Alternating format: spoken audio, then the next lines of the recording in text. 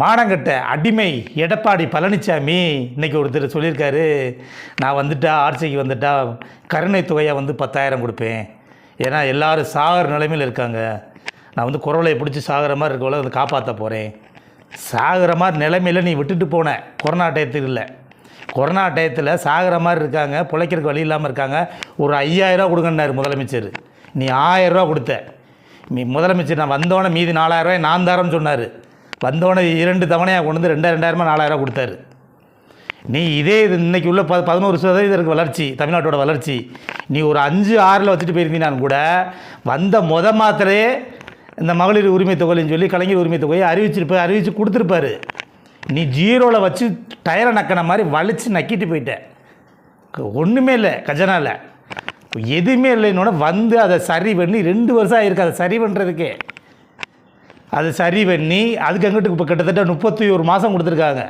31,000 ரூபா, பொங்கலுக்கு ஒரு 3,000 ரூபா, 34, இப்போ ஒரு 5,000 ரூபா, 39,000 ரூபா கொடுத்துருக்காரு ஒவ்வொரு வீட்டுக்கும்.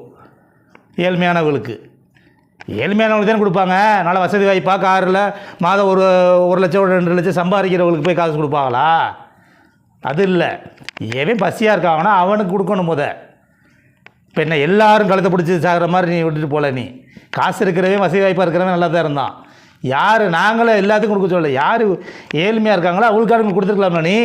நீ கொடுத்தியா? நீ இப்போ நீ வரவே மாட்டோம்ன்றது தெரியும். இந்த கடைசி தேர்தல் டயத்தில் அந்த வன்னியர்களுக்கு இடஒதுக்கீடு பண்ணிட்டு போனீங்களா 10.5, நீ வந்தால் நீதிமன்றத்தில் நிற்காதுன்னு தெரியும்.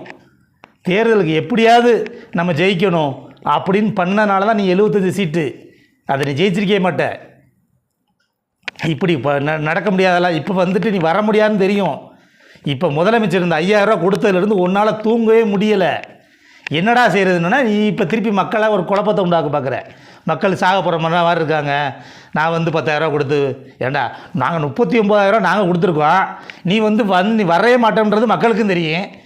நீ இப்போ சும்மா ஒரு அனுபவத்தை ஏதாவது ஒரு கிளப்பி விட்டா நான் அவர் 10,000 ரூபா தாரம்ன்றாரு அப்படின்னு சொல்லி ஒரு பேசு பொருள் ஆக்கணுன்றக்காண்டி இந்த 5,000 ரூபா கொடுத்த உடனே உன்னால் தாங்கிக்கிற முடியல. என்னடா நெருக்கி 40,000 கொடுத்துட்டாரு. அப்போ நீ வந்தோடனே என்ன சொல்லிருக்கணும்? வந்தோடனே நீ ஒரு 50,000 தரம்னு இருக்கணும்.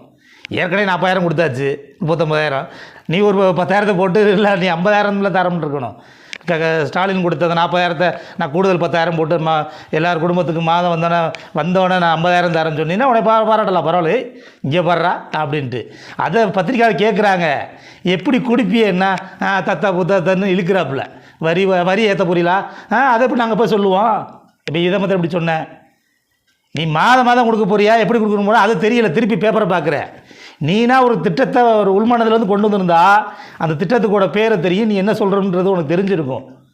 நீ சும்மா போகிற போக்குள்ள யாரோ ஒன்று எழுதி கொடுத்து மோடி சும்மா சொல்லியிருப்பாங்க, மத்திய ஒன்றிய உளவுத்துறை மூலமாக நீ இப்படி செய்ய, இல்லைன்னா நம்ம வரைய முடியாது, ஜெயிக்க முடியாது, சொல்லிவிடு அப்படின்னு அந்த பேப்பரை படித்து நான் போகும்போது உங்களுக்கெல்லாம் பேப்பர் தரேன்.